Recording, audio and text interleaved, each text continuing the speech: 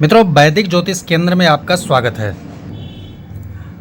आज हम वीडियो लेके आए हैं। बहुत ही ज़बरदस्त राजयोग है, बहुत ही सुंदर राजयोग है, बहुत ही आकर्षक राजयोग है। वैदिक ज्योतिष के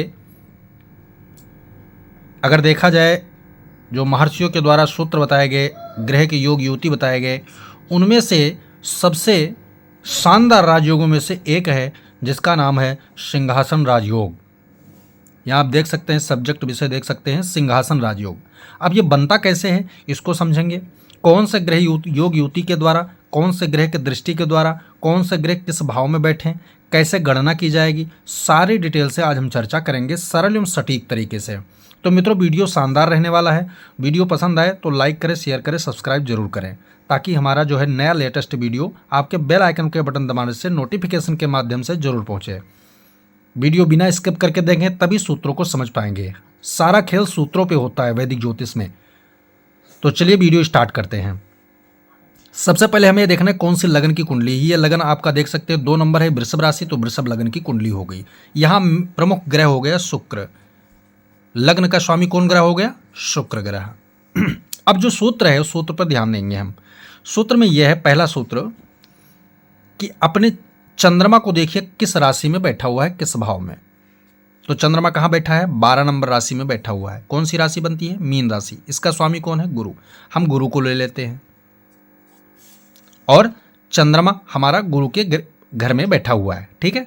अब चंद्रमा से हमें गिनना है, चंद्रमा से हमें गिनना है कि दसम भाव में कौन सा ग्रह बैठा हुआ है। ठीक है। 10वां घर को देखना है, 5वें घर को देखना है, 7वें घर को देखना है। इन भावों में शुभ ग्रह होंगे तो उसका फल बताएंगे, और क्रूर ग्रह होंगे तो उसका फल बताएंगे।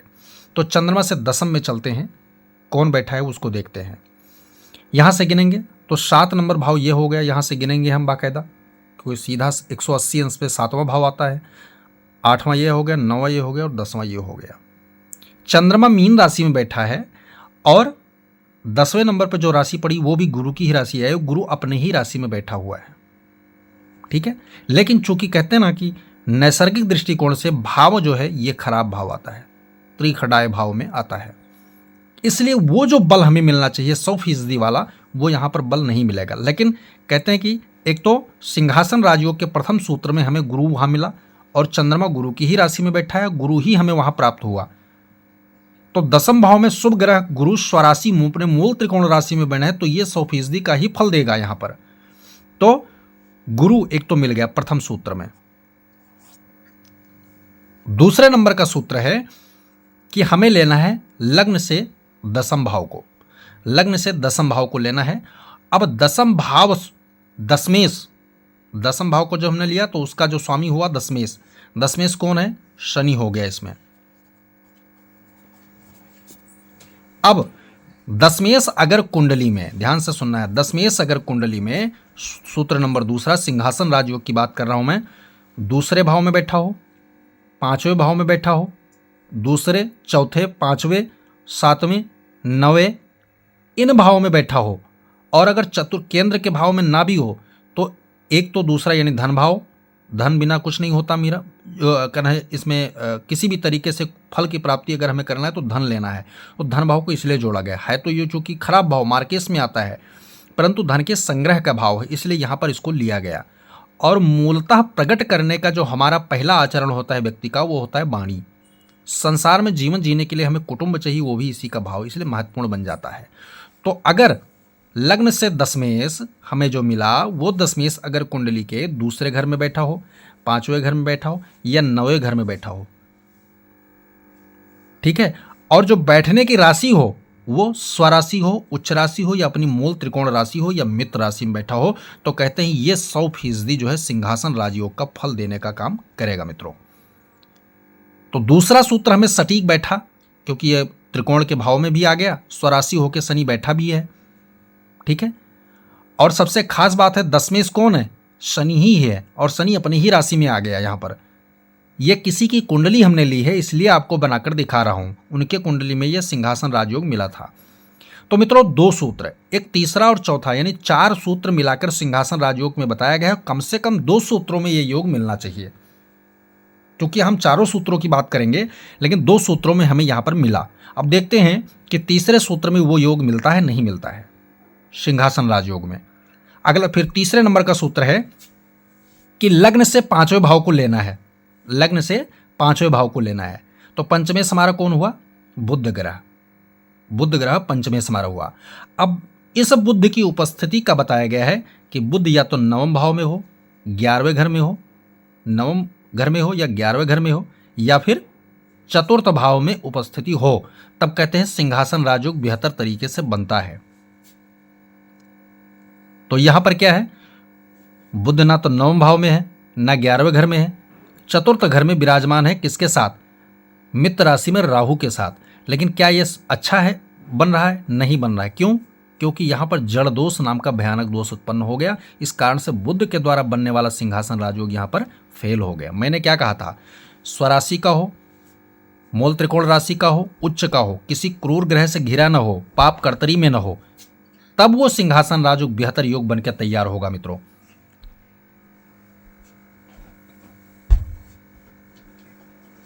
अगला जो सूत्र है, सूत्र नंबर 4।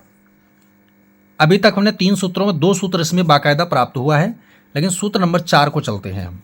लग्न से सप्तम भाव को हमें लेना है। लग्न से सप्तम भाव को लेना है। सप्तमें हमारा कौन हुआ? 8 नंबर है, तो वृश्चिक राशि हो गया। इसका स्वामी कौन हुआ? मंगल।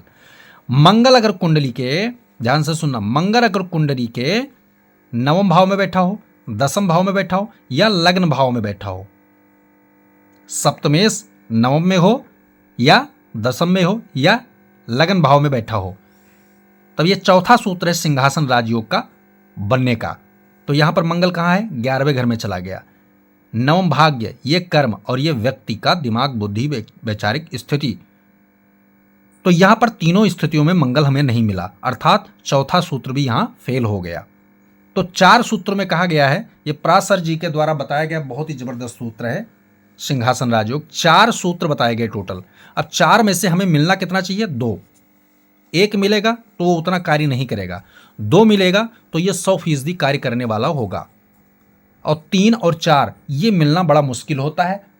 100 में से कोई एक आध कुंडली में ऐसा योग मिलता है कि तीनों सूत्र या चारों सूत्र मिल जाए महाराज। अभी तक इतिहास में ऐसा कोई सूत्र मिला नहीं है। फिलहाल 2 तो मिल जाते हैं, दुर्लभ ये भी है। एक तो लगभग जनरली मिल जाता है, हर 10वीं 12वीं कुंडली में ये योग मिल जाता है, परंतु उतना सक्रिय रूप से कार्य नहीं करता ये। लेकिन जब 2 सूत्र मिल जाएं तब सिंहासन पूर्ण राजयोग बनता है ये।